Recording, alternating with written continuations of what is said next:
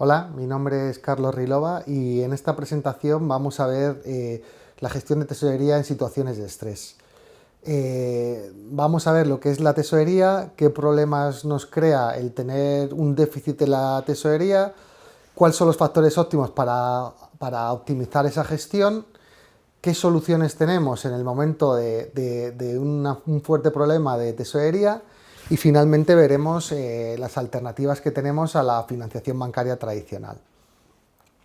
La tesorería se refiere a todos aquellos cobros y pagos que tiene una empresa que hacer en el corto plazo. En España entendemos por corto plazo en empresa 12 meses. Al gestionar una tesorería nos vamos a encontrar con algunas dificultades, por ejemplo, lo que se llama macho de flujos. Los flujos nunca van a estar siempre en el mismo intervalo temporal, de tal forma que vamos a tener los pagos en un intervalo temporal y los cobros en otro intervalo temporal. De cómo gestionemos ese gap de liquidez va a depender mucho cómo sea de buena o mala nuestra gestión. También tenemos un tema de gestión de saldos. Obviamente, si tenemos un saldo deficitario para hacer frente a nuestros pagos, vamos a tener problemas, pero también si tenemos un saldo demasiado alto, podemos tener algún problema en el sentido de que tenemos recursos ociosos, tenemos un coste de oportunidad. Si tenemos muchísima liquidez, nuestros accionistas no van a estar contentos y va a minarse un poco la rentabilidad de la empresa. El concepto fundamental que debemos conocer a la hora de gestionar la liquidez es el capital circulante o lo que en España conocemos más como fondo de maniobra. ¿Qué es el fondo de maniobra? El fondo de maniobra no es ni más ni menos que la diferencia entre el activo circulante y el pasivo circulante. El activo circulante son todos aquellos activos líquidos o susceptibles de hacerse líquidos en el corto plazo que tenemos en cartera. Por ejemplo, las cuentas corrientes, que son el activo más líquido que hay, porque es la liquidez de un activo per se, pero también, por ejemplo, los derechos de cobro de los clientes, que en algún momento serán líquidos, las inversiones financieras temporales, que si las deshacemos serán líquidas también. Con todo ese colchón de liquidez vamos a tener nuestro activo circulante. Y ese activo circulante va a tener que ser mayor que el pasivo circulante. ¿Qué es el pasivo circulante? El pasivo circulante es todas aquellas obligaciones de pago que tenemos a menos de 12 meses. Por ejemplo, el pago a proveedores, el pago a nuestros empleados, el pago de impuestos. Todos esos pagos los vamos a tener que afrontar sí o sí. Y para ello tendremos que tener un activo circulante más grande que ese pasivo circulante. Si el activo es mayor que el pasivo circulante, tendremos un fondo de maniobra positivo. Si es al revés, será negativo y tendremos problemas y tendremos que cubrirlo buscando financiación bancaria si no queremos ir a una suspensión de pagos o a una quiebra. No hay un fondo de maniobra óptimo, ya que depende mucho del sector y de la actividad y de la propia empresa. Aunque un punto sería que tener un fondo de maniobra ligeramente positivo, ya que podríamos hacer frente a todos nuestros pagos y tener un pequeño colchón para distintas contingencias. Un factor importante que buscan las empresas es optimizar la gestión de la tesorería de la que estamos hablando. Para ello, la prestigiosa consultora McKinsey hizo una encuesta entre empresas grandes para ver cuáles eran los 5 factores claves para optimizar esa gestión. Encontró que los 5 factores eran estos que estamos viendo, donde el primero es la centralización de la gestión, de tal forma que empresas que estaban en más de 50 países tenían una media de 850 cuentas corrientes, cuando se demostró que lo óptimo era tener un número de cuentas corrientes por debajo de 200. Eso hacía que la eficiencia de la gestión fuese mucho menor. Había casos hasta como de tesoreros que habían hecho pagos sin saber a quién o casos de tesoreros que no sabían ni el número de cuentas que tenían en el extranjero. El segundo factor es la mejora del gobierno corporativo. Al final toda la contabilidad, los protocolos, los sistemas que hay en cada país son distintos, entonces tener un fuerte sistema corporativo, un buen gobierno corporativo, aumentar el gasto en auditorías hace que esas eficiencias disminuyan y se nos escapen menos cosas de la tesorería. Otro factor importante es fortalecer los sistemas de gestión. En la encuesta salía que la mayoría, casi todas las empresas que facturaban por debajo de 1.000 millones de dólares, la gestión la tenían en hojas Excel, a veces en 50 libros, en 100 libros, con muchas pestañas. Eso daba riesgo a un riesgo operativo, un riesgo operacional, porque se te va una celda y a lo mejor ya el flujo que has calculado está mal o el pago que tienes que hacer está mal. Un factor también muy importante era la mejora de la predicción de los cash flows. se vio que la mitad de las empresas al menos, su predicción estaba por debajo del 80% de exactitud en los flujos de caja.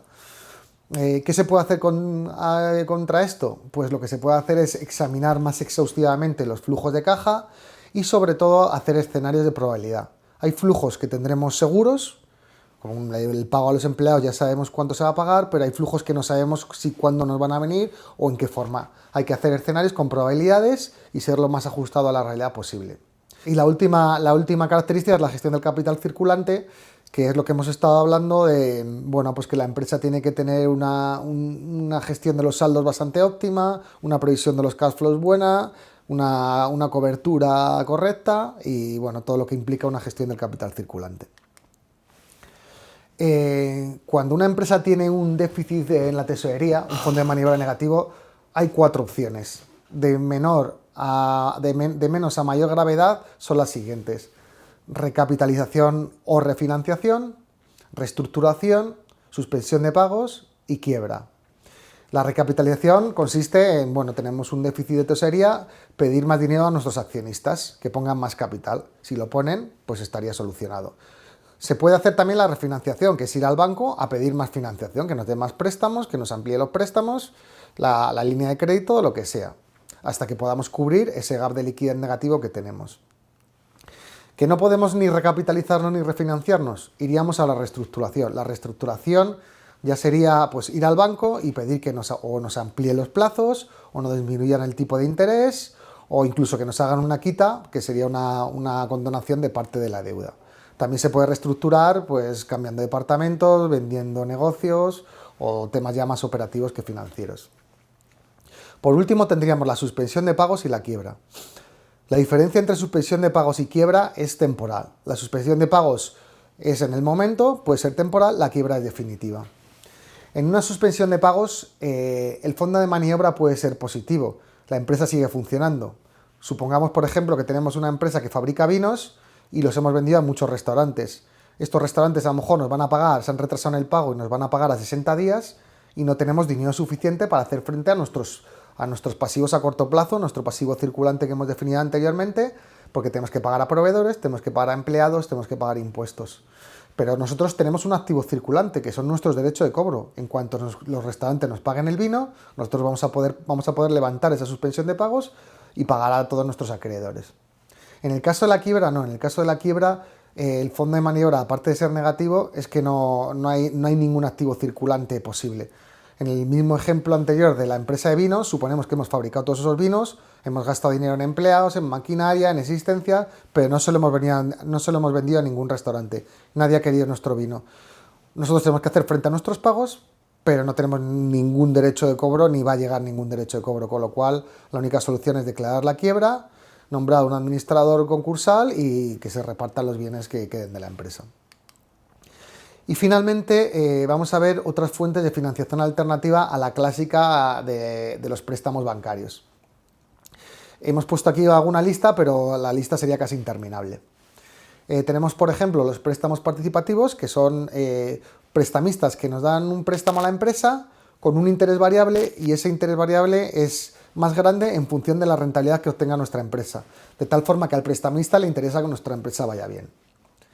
La segunda sería el factoring, que son empresas especializadas que nos adelantan el cobro de las facturas, de tal forma que si yo en la empresa de vinos anteriormente tengo 10.000 euros que cobrar, pero los tengo que cobrar a 60 días o 90 días o a lo que sea, ellos nos adelantan esa factura, les damos las facturas, las van a cobrar ellos, pero en vez de darnos los 10.000 euros nos van a dar 9.000 euros, por ejemplo.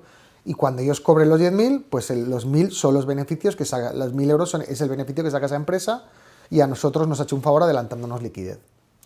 Están también los business angels, que son personas particulares que quieren participar en el proyecto y quieren aportar financiación. Sería una especie de crowdfunding.